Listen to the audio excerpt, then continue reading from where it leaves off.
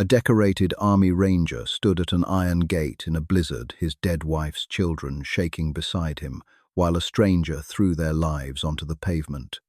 Then his German shepherd walked to a rock dug with her nose and pulled out an envelope that changed everything. Like and subscribe. You need to see where this goes. The kind of cold that settles into Hollow Ridge in late November isn't just weather, it's a verdict. It presses down through the pine canopy, seeps into the seams of your jacket, finds the space between your ribs where grief already lives, and fills it with something heavier. Marcus Hale had survived 2 tours in Afghanistan, a rotator cuff that never healed right, and the particular loneliness of coming home to a country that had moved on while he was still trying to find his footing. He had survived all of that. But standing at the iron gate of the Caldwell estate on a Tuesday morning with his twins beside him and his dead wife's dog at his knee, he wasn't entirely sure he was going to survive this. Koda stood still. That was the first thing anyone would notice about her, not her size. Though she was large for a female German shepherd, black and tan with a coat so thick, the snowflakes that landed on her back just sat there like decorations. Not her ears, which were always straight, always turning like small radar dishes toward whatever sound didn't belong. What you noticed first was the stillness. Most dogs fidgeted. Koda waited. She had been waiting beside Marcus for 11 minutes, while Raymond Caldwell's hired movers threw cardboard boxes onto the driveway, like they were clearing out a storage unit instead of dismantling the last physical evidence that Claire Hale had ever existed. A ceramic mug, a box of Ava's chapter books spine up in the snow, a framed photo of Claire at 32 laughing at something off camera, the glass cracking clean across her smile when it hit the pavement. Marcus didn't move to pick it up. His knees weren't steady enough for that, and he knew it, and the knowing made the humiliation worse. Raymond stood on the far side of the gate, in a charcoal wool coat that looked like it had never been rained on. Silver hair combed back despite the wind. 2 men flanked him with the particular posture of people who got paid to stand close to other people and look serious about it. Marcus, Raymond said. The name came out flat, like a period at the end of a sentence that had already been decided. The arrangement was always temporary. You may take your belongings, but your access to this property ended the day my daughter did. Ava pressed her face into Marcus's coat. She was 10 years old, and she smelled like the strawberry shampoo Claire used to buy in bulk, and she was shaking in a way that had nothing to do with the cold. Cole stood on Marcus's other side with his jaw set and his eyes on Raymond, with an expression that looked too old for his face. Marcus put a hand on each of their shoulders. He could feel their weight, their warmth, the small, trembling fact of them, and he used it to keep himself level. Claire's funeral was 4 weeks ago, Marcus said. His voice came out quieter than he intended. They're still grieving. We all are. Grief requires stability, Raymond said. You have no income, no permanent housing, no prospects. I'm not going to watch my grandchildren's lives collapse around a man who can't provide for them. This isn't concern, Marcus said. This is control. Raymond nodded toward the gate. One of his men reached for the latch. Koda moved, not forward, not toward Raymond, but sideways, placing her body between the children and the opening gate, in a single fluid motion that required no command, no signal, just a decision. The man with his hand on the latch looked down at her and recalculated. Koda didn't growl. She didn't bare her teeth. She simply occupied the space and made it clear that occupying it differently would be a significant undertaking. Call her off, one of the men said. She's not on, Marcus said. They loaded what they could carry. Marcus worked with the mechanical focus of a man who had packed gear under worse conditions, triaging what mattered from what didn't. Cole carried his mother's sketchbooks without being asked. Ava held the cracked photo frame against her chest the whole time.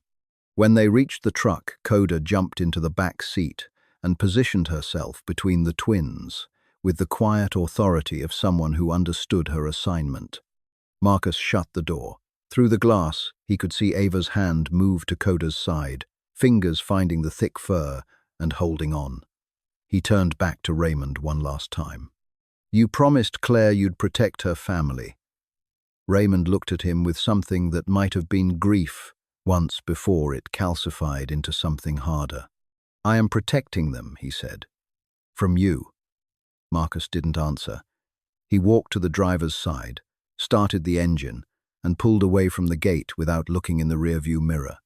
The road out of the Caldwell estate curved through a corridor of bare oaks, and then opened onto the county highway, and then there was just the grey sky ahead, and the question of where exactly a man with 2 children, a German shepherd, and $43 in his checking account was supposed to go next. But then Koda stood up in the back seat. She placed her paw on Marcus's headrest, leaned forward, and pushed her nose against the passenger side window, pointing unmistakably toward the bend in the road that led south, toward Hollow Ridge, toward a farmhouse Marcus had nearly forgotten about. "You know something I don't?" he asked. Koda pressed her nose harder against the glass. In the mirror, Cole watched her. "She always knows," Cole said quietly. Marcus exhaled. He turned south. The farmhouse had belonged to Claire's great-aunt Della, who had died the previous spring, and left it to Claire in a will that Raymond had contested and lost. It sat at the end of a half-mile gravel road, off Route 9, surrounded by fields that had gone fallow years ago, and a stand of white pines that blocked most of the wind, but did nothing about the cold that came up through the floorboards. Marcus pulled into the driveway and sat with the engine running for a moment, looking at the place. The roof sagged on the left side. One of the porch steps was missing entirely. The front window had been covered with a sheet of plastic that snapped and billowed in the wind like something trying to escape. "It's just for now," Marcus said. Neither child responded. Inside the farmhouse smelled like cold earth and old timber, and the particular emptiness of a space that hadn't held warmth in a long time. The ceilings were low. The wallpaper, a faded pattern of small blue flowers, was peeling at every corner. A draft moved through the rooms with a persistence that suggested the insulation had long since given up. Ava carried her mother's sketchbooks to the corner that seemed driest, and sat down on her sleeping bag with them in her lap, not opening them, just holding them. Cole stood in the doorway of the kitchen and looked at the warped floorboards, with the expression of a boy doing a structural assessment. Koda entered last. She moved through the house in a slow, deliberate circuit nose, low pausing at doorframes, circling back through the kitchen twice, and then she stopped at a spot near the fireplace where 3 floorboards ran together in a slightly different pattern than the rest. She sat down. She looked at Marcus. She placed one paw on the boards. "Koda," Marcus said. "Leave it." Koda did not leave it. She pressed her nose to the seam between the boards and held it there, perfectly still for a full 10 seconds. Then she lifted her head and looked at Marcus again with the particular expression she used when she was telling him something and waiting for him to be smart enough to hear it. Cole crouched beside her. He put his own nose close to the floor, which accomplished nothing for his sense of smell, but communicated something important about his investment in the situation. "She's doing the thing," Cole said. What thing Marcus said, though he already knew. The detection thing, the way she goes still and points. She only does that when she finds something real. Marcus stood at the edge of the kitchen and looked at the floorboards and thought about Claire. Claire, who had grown up in this county and known this house since childhood. Claire, who had spent her last 8 months doing things Marcus hadn't fully understood at the time, making calls, signing documents, visiting Diana Weston's law office in Cedar Falls 3 times in 4 months. Claire, who had been preparing for something. "All right," he said. He found a flathead screwdriver in a toolbox someone had left in the pantry. The boards came up easier than he expected, as if they'd been lifted before. Beneath them, in a shallow cavity lined with a folded square of oilcloth, sat 2 boxes. The first was wooden old with dovetail joints, gone dark with age, and a brass latch green with oxidation. The second was steel, modern, the kind of lockbox sold at hardware stores, with a combination dial and a small card taped to its lid. On the card, in Claire's handwriting, the looping, unhurried cursive she used when she wasn't in a hurry, when she wanted to be precise, were 5 words. Trust Koda. She knows the way. Marcus sat back on his heels and read it twice. Ava appeared in the doorway. She looked at the boxes, then at Koda, then at her father. Koda was still sitting in exactly the same position, her tail moving in one slow arc back and forth across the dusty floor, her eyes on Marcus with an expression that could only be described as patient. "Mom left those for us," Ava said. It was not a question.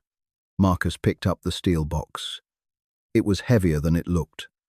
"Yeah," he said, and his voice came out rough at the edges in a way he hadn't planned for. "She did." He set the box on the kitchen table and tried the combination. He always tried first, when Claire was involved, the date of their first date. Backwards. The lock clicked open. Inside was a USB drive, a folded legal document with a familiar letterhead and a business card for an attorney named Diana Weston, Cedar Falls, Montana. On the back of the card, in the same careful cursive, "When you're ready." Not before. That night, after the children were asleep, Marcus sat by the small fire he'd managed to build from scrap wood and looked at the business card for a long time. Koda lay beside him, with her head on her paws, watching the door, watching the windows, watching him. Outside, the snow came down in the particular silence of a valley that had kept its secrets for a long time and wasn't ready to give them up just yet. Cedar Falls was the kind of small Montana town that noticed things. Not aggressively, not with hostility, but with the quiet attentiveness of a community that had learned to pay attention to changes in its own composition, the way a body notices a new object in its bloodstream. Marcus felt it from the first morning eyes that tracked him a beat too long at the diner counter, a pause in conversation at the gas station that resumed just as he came through the door. He didn't take it personally. He would have done the same. He found work at Rudy's Auto and Diesel on the south side of town, a 4-bay shop that smelled like motor oil and burned coffee, and the particular masculine defeat of a radiator that had been described as probably fixable one too many times. Rudy Gallegos hired him without much ceremony after Marcus correctly diagnosed a transmission problem by sound alone, and explained the fix in language that was economical and accurate. "You ex-military?" Rudy asked. "Army," Marcus said. "Ranger." Rudy nodded as if this explained the diagnosis. "Hours are 7 to 4. Don't touch my thermos." The work suited Marcus in a way he hadn't expected. It was physical and technical, and it required a specific, bounded kind of focus that left no room for the other thoughts, the ones that came in sideways when his mind had too much space to move around in. He dropped the kids at Cedar Falls Elementary each morning, Cole sliding out of the truck with a nod that said, "I'll be fine," even if he wasn't sure. Ava hugging Marcus a second longer than necessary, and then walking straight in without looking back, because looking back made it harder. He let them be brave. He was careful about it. It was on his 4th day at Rudy's, during his lunch break, that he first noticed the truck. Dark blue, no plates where the plates should be parked at the far end of the lot that faced the shop's eastern wall. It was there when he came out and gone when he went back in. And there again, the next morning, on a different street, but at the same angle, the same distance, the same patient stillness. Marcus noted it and said nothing. He had been in environments where noting things without reacting to them was the difference between operational security and an ambush, and those instincts didn't retire just because he had. The hypervigilance that made him scan every room he entered, that made him sit with his back to the wall at the diner, that made him count exits before he ordered his coffee. It was exhausting to live with, and it had cost him things he couldn't get back. But it also meant he saw the truck. He also, on a Thursday evening 3 weeks into their time in Hollow Ridge, saw Koda. He had parked in the gravel beside the farmhouse after picking up the kids, and Koda had jumped out. First, the way she always did her perimeter check the way she always did, and then stopped beneath the truck. Not sniffing idly, not investigating a smell that had caught her curiosity. She went flat nose, working in the controlled, deliberate pattern Marcus recognized from her working days. Grid search, not casual investigation.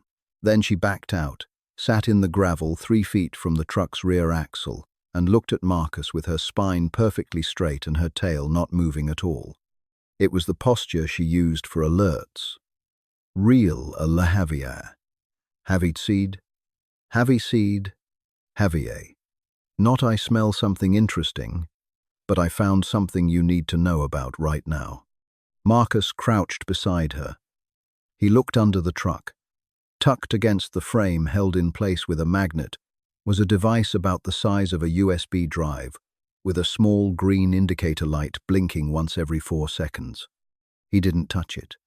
He stood up slowly and kept his voice level for the kids.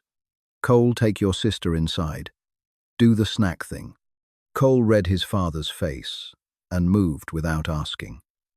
When the door closed, Marcus crouched back down and looked at the device for a long time.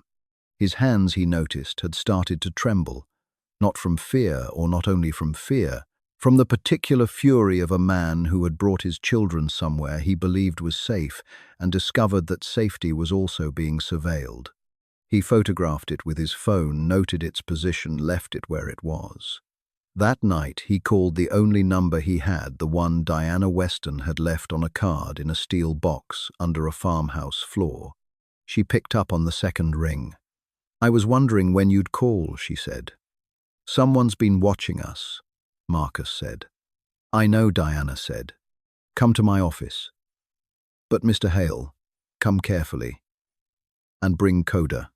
Marcus parked 2 blocks from Diana Weston's office on a Friday morning and sat with the engine off for 19 minutes. This was not indecision. This was assessment.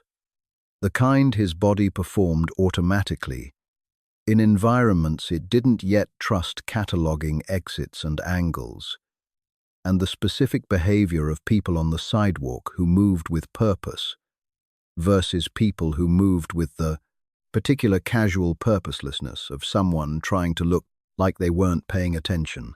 Koda sat in the passenger seat. She had ridden up front since Claire died, a migration that had happened without discussion and stayed that way.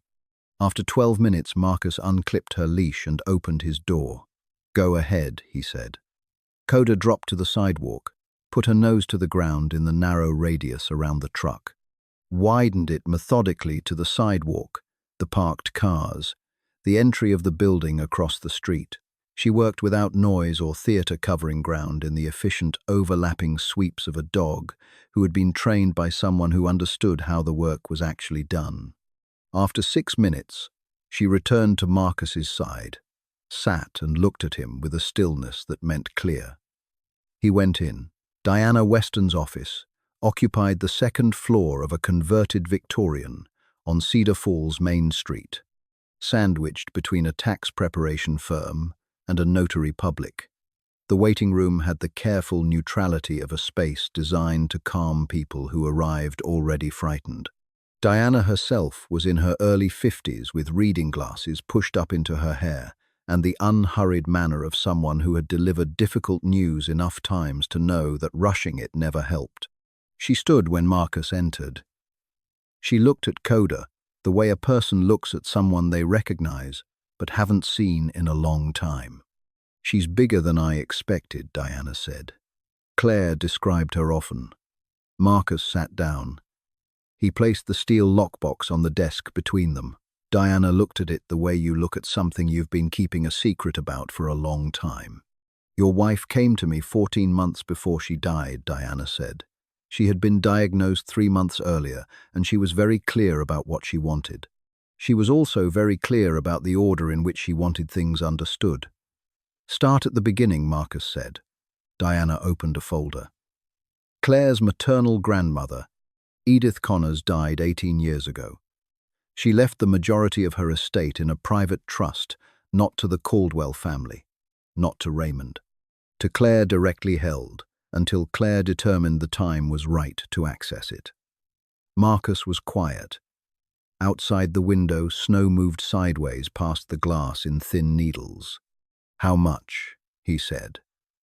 Diana looked at him steadily. $180 million. The number sat in the room like a physical object. Ava, in the chair beside Marcus, went completely still. Cole looked at the floor, and then at Diana, and then at the floor again. Koda stood up from where she'd been lying at Marcus's feet, walked to the window, looked out, and then walked back and placed her head in Ava's lap with a gentleness so deliberate that Diana stopped speaking for a moment. She knew what it would do to the kids, Marcus said finally. Watching her be moved, Diana said softly. She cleared her throat. Claire designed the trust with a specific activation clause.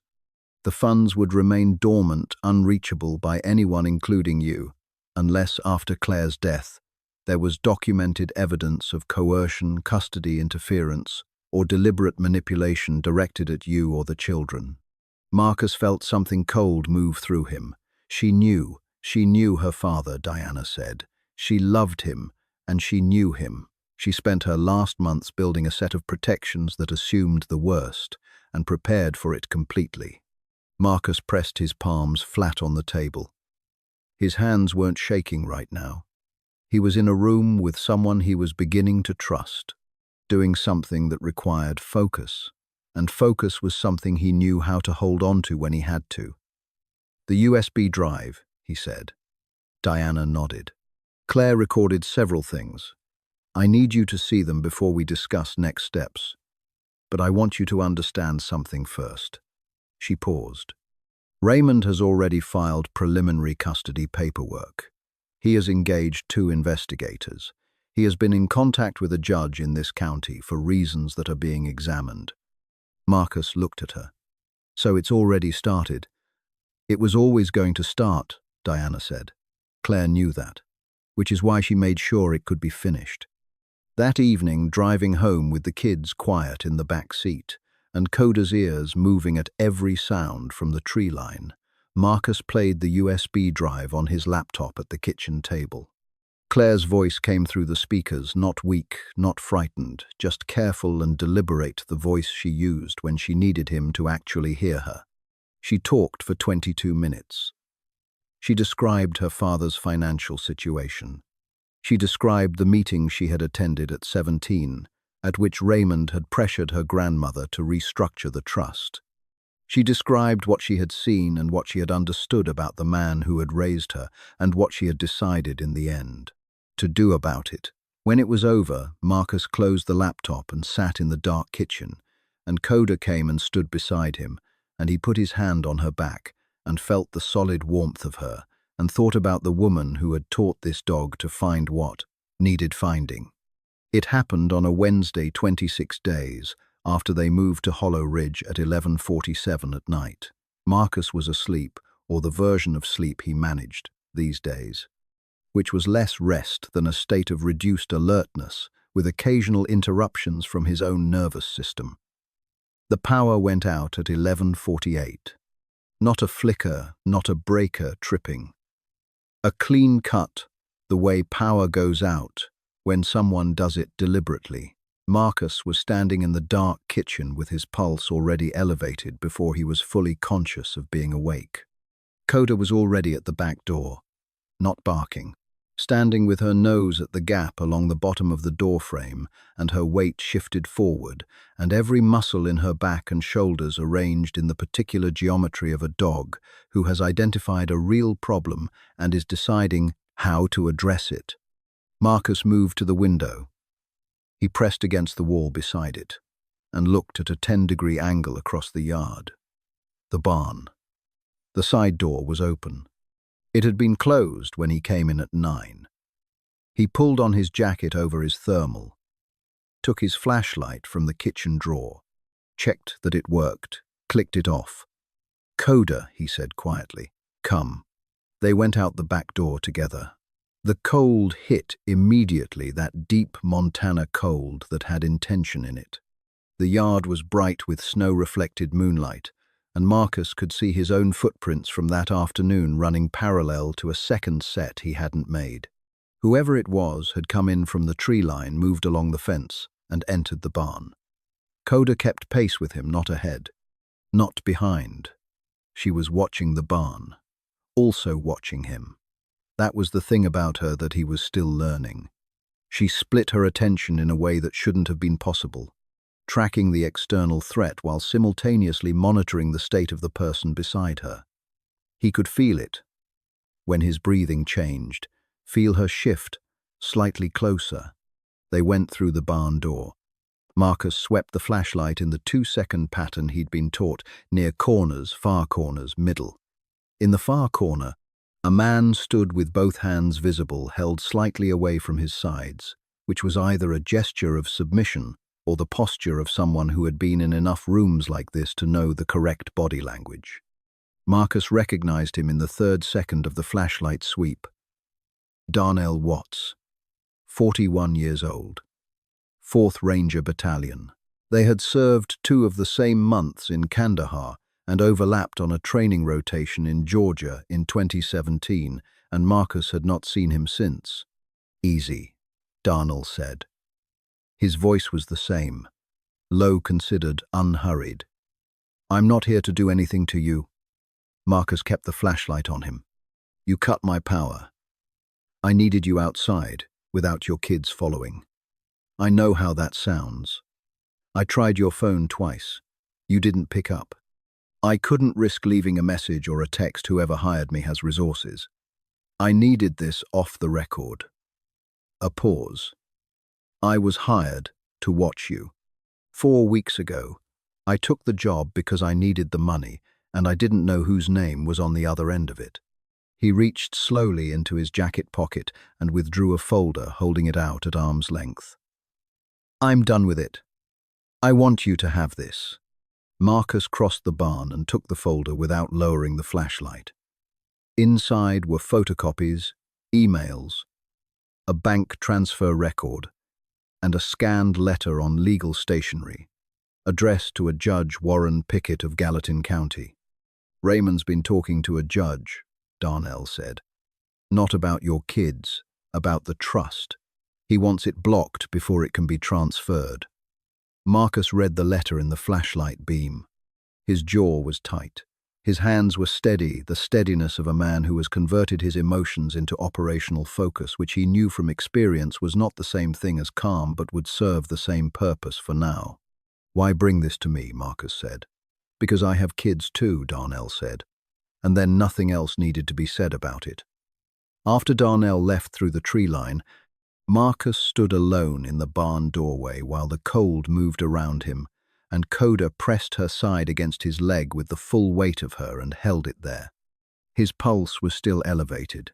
His hands had started to tremble with the release of adrenaline, and with it came the edges of something older, the particular combination of darkness and cold and sudden threat that reached back through several years and several time zones, and started pulling. He knew what it was. He breathed. Koda pushed harder against him, and he felt the pressure of her warmth and the even rhythm of her breath. And he counted his own breath against hers until the edges receded, and what was left was just a cold barn in Montana and a folder in. His hands and the knowledge that his wife had been right about. Everything. It was a Saturday morning when the cruisers came, which Marcus would later think was deliberate. The weekend when courts were harder to reach and attorneys were harder to find, and a man standing in his front doorway with 2 children behind him had fewer immediate options than he would on a Tuesday.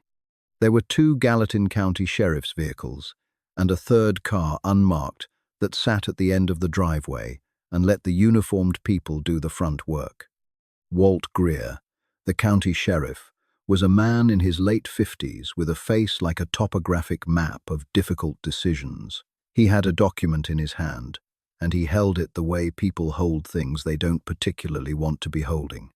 Mr. Hale Greer said, "I have a temporary emergency custody order signed by Judge Pickett, transferring provisional guardianship of Ava and Cole Hale to Raymond Caldwell pending a full hearing." Marcus stood in the doorway. He did not step back. Behind him, Koda moved past his legs and sat on the porch directly in front of him, and slightly to the left, in the precise position that maximized the visual obstruction she presented to the two deputies who had stopped advancing at her appearance. She sat straight. She looked at the deputies without expression. She did not growl, did not display, did not perform threat. She simply occupied the space.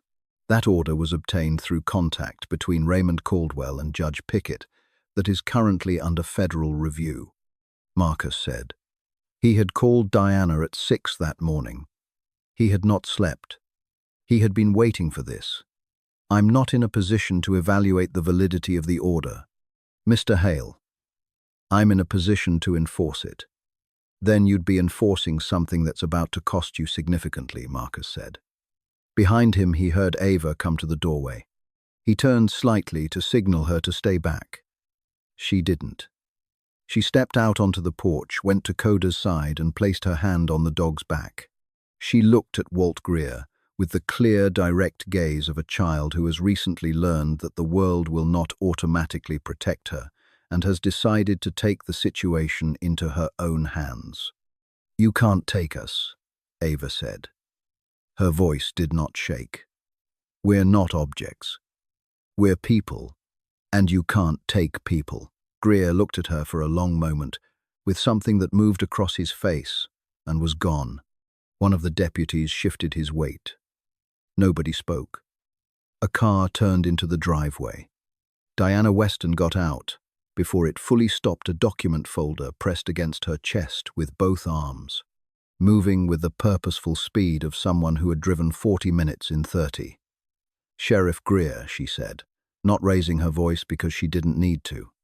"The order you're holding was issued in violation of a federal injunction filed at 8:14 this morning with the duty judge of the District Court of Montana, who has jurisdiction over the trust interference matter currently under federal review.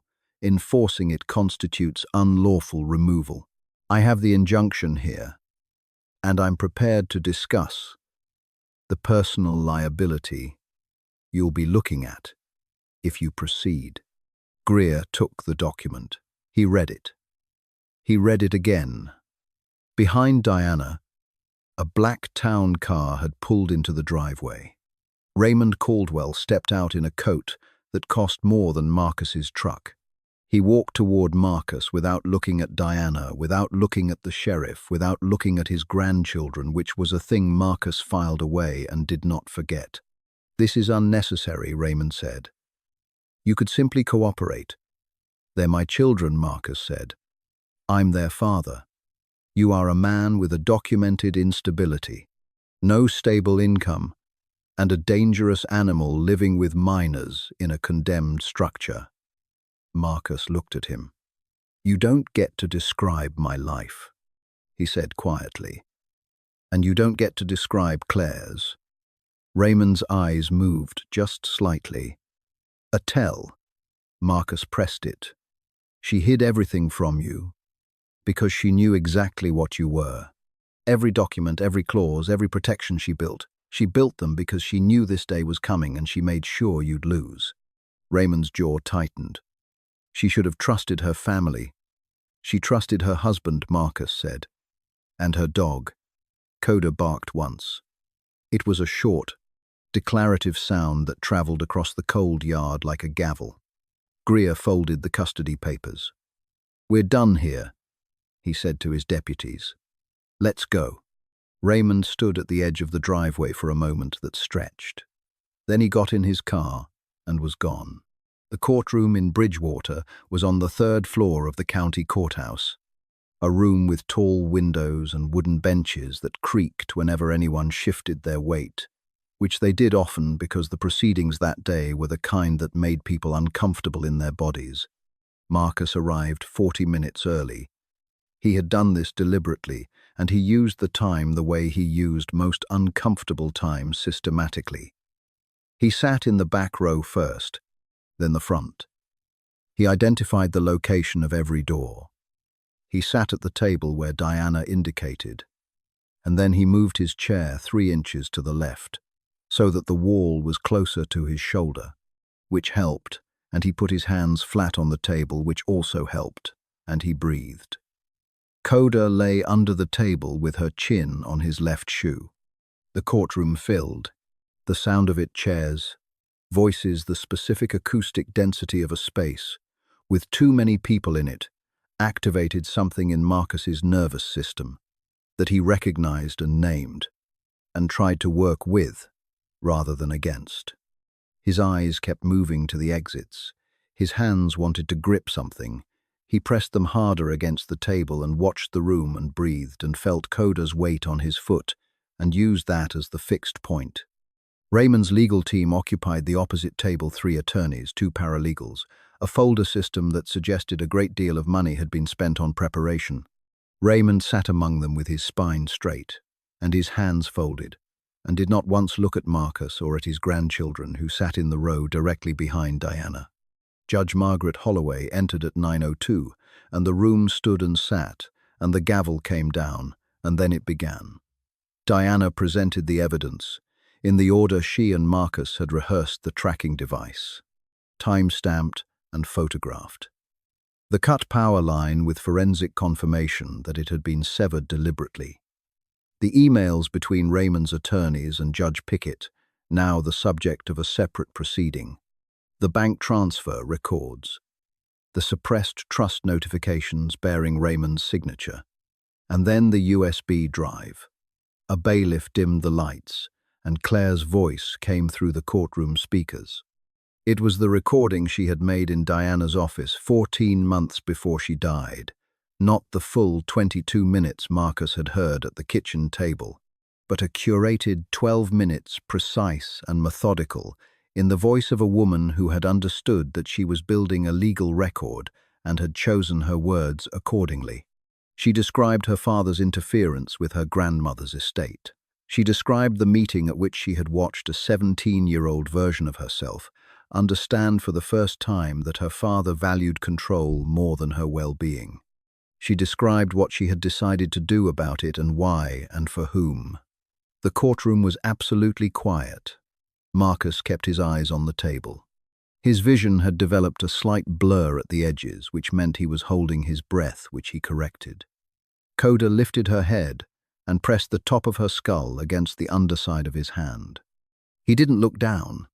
He just turned his palm and let her push into it.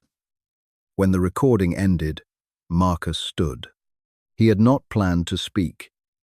He stood up the way a person stands up when something is required of them and they are going to do it, regardless of whether they are ready.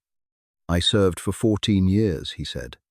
"I know what it costs to protect people who don't know your name. I came home and I built a life and I lost my wife, and I am not going to lose my children." He sat down. The room was still. Judge Holloway looked at the evidence before her for a long time. She was a woman who appeared to have made peace with the weight of what her job required. And when she spoke, she did it without theatre. The court dismisses all custody petitions filed by Raymond Caldwell. Given the evidence presented regarding judicial interference, a referral is being made to the State Bar and to the Federal Oversight Committee currently reviewing Judge Pickett's conduct. Full legal custody of Ava and Cole Hale remains, with Marcus Hale, with all rights and protections secured under the trust established by Claire Hale. Ava made a sound that was not quite a sob and not quite a laugh, and was both. Cole exhaled in a long, controlled breath, and then put his face in his hands for exactly 3 seconds, and then took them away and sat up straight. Marcus felt something loosen in his chest that had been braced there for months. Diana put her hand on his shoulder. Under the table, Koda's tail moved against the floor once, twice, And then she settled again, steady and warm and entirely satisfied with how things had gone. Outside the courthouse, the snow had started again, small and dry, the kind that accumulated quietly without announcing itself. Raymond Caldwell stood at the bottom of the courthouse steps, with his coat collar turned up and his car idling at the curb, and he was alone. His attorneys had left with the brisk purposefulness of people who charge by the hour and prefer not to linger in the vicinity of their losses. The two men who usually flanked him were nowhere visible. He stood on the bottom step with his hands. Marcus came out with the children and Diana, and he saw Raymond standing there and stopped. The kids came out behind him and stopped too, reading the stillness in their father's posture, the way children learn to read adult stillness, as a signal that something is happening that hasn't been categorized yet. Koda walked down the steps and across the cleared path toward Raymond without being directed. Marcus didn't stop her. He watched her go, and something in him trusted what she was doing in the way he had learned to trust her in the dark of the farmhouse barn. In the fluorescent coldness of Diana's office waiting room, in every instance over the past months where she had understood something about a situation before he had. Raymond looked down when Koda reached him. She sat in front of him. She looked up at him with her dark eyes and her ears forward, and her tail still. Then she stood, placed her nose against his hand, moved it to his coat pocket, and then sat again. Raymond's body changed. It happened slowly, and from the top, his shoulders unlocking and descending, and then the rest of him following in a way that made him look suddenly like a much older man. His hands came out of his pockets. He looked at them. Diana came to stand beside Marcus. His investment portfolio has been in liquidation for 3 years, she said quietly. The Caldwell estate is mortgaged. He needed the trust to survive. Marcus watched Raymond's hands move to Koda's head tentatively, the way people touch things they don't know if they're allowed to. He lost, Claire, Marcus said. And then he tried to take the only thing he had left of her by taking her kids. And it didn't work. No, Diana said. It didn't. Cole moved past Marcus and walked down the steps. He stood beside Koda and looked at his grandfather with the face of a boy who has spent weeks being furious and is now, unexpectedly, looking at an old man standing alone in the snow. You can appeal, Marcus said from the steps loud enough to carry. But you'll lose again, and it'll cost you more than you have. Or Raymond looked up. You can be what she wanted you to be, Marcus said. She called him Diana, said quietly. Claire called him a week before she died. She told him she forgave him. She asked him to change. Raymond heard this. His face confirmed it. And the thing that moved across it was not the hardened grief Marcus had been reading there for months. It was something rawer. The specific pain of a person who had been offered something and declined it, and then lost the chance forever. Koda pressed her head against Raymond's hand and held it there. Marcus watched his father-in-law's armor come apart in the February light outside a county courthouse, and he thought about Claire, who had understood this man better than anyone and had chosen, even at the end, to leave a door open for him. He thought about what it cost her to do that, and what it might cost him now to walk through it. It started with a Tuesday night meeting in the basement of St. Andrew's Lutheran on 5th Street in Cedar Falls. In a room with folding chairs and a coffee urn that had seen better decades, and 12 men and women who had various reasons to be there. All of them legitimate, none of them comfortable to say out loud the first time. The Veterans Support Circle met every Tuesday and Thursday. Marcus went on a Tuesday and sat in the back row and said nothing and left before the refreshments.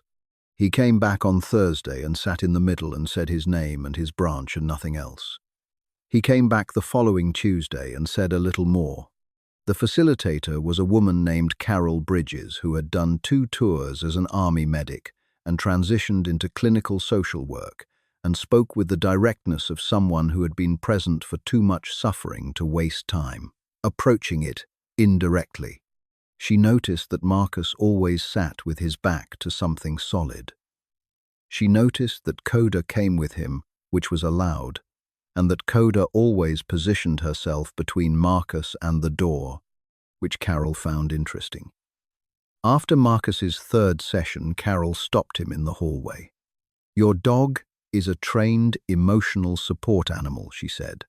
"More than that," Marcus said. "Yes," Carol said, looking at Koda. "I can see that.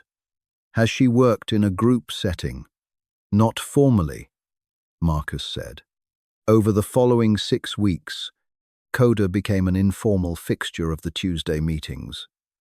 She moved between chairs, the way she moved through the farmhouse, without ostentation, without seeking attention, simply arriving at the place where she was most needed and staying there until she wasn't. She put her head on the knee of a 53-year-old Marine named Hal. During the first session, he talked about his son. She lay down beside the door for a 28-year-old Army vet named Priya, who needed the room to feel less enclosed and was comforted by the presence of something near the exit that was calm.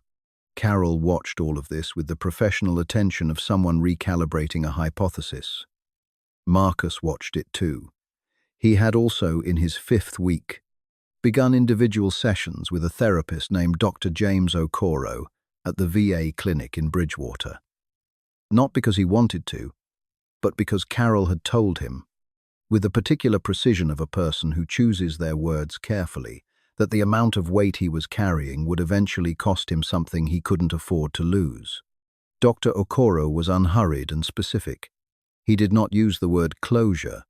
He used the word integration, which Marcus found more honest. He said that the goal was not to stop carrying things, but to learn how to carry them differently so they didn't change your gait.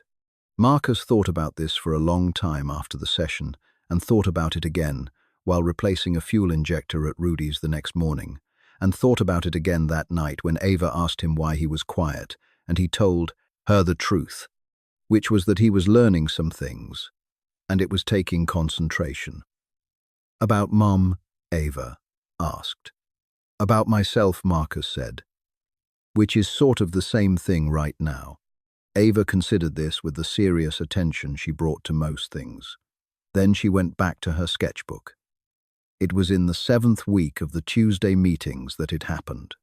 A man named Garrett, 36, former infantry, came in and sat in the circle and said that he had been living in his truck in the parking lot of a Walmart on Route 12 for 11 days because the VA Housing Assistance Program had a 14-week wait list, and his lease had run out, and there was, as far as he could determine, nowhere that would take him on the timeline his life was actually operating on. The room was quiet. In the particular way a room is quiet when something true has been said that everyone present has some version of in their own history.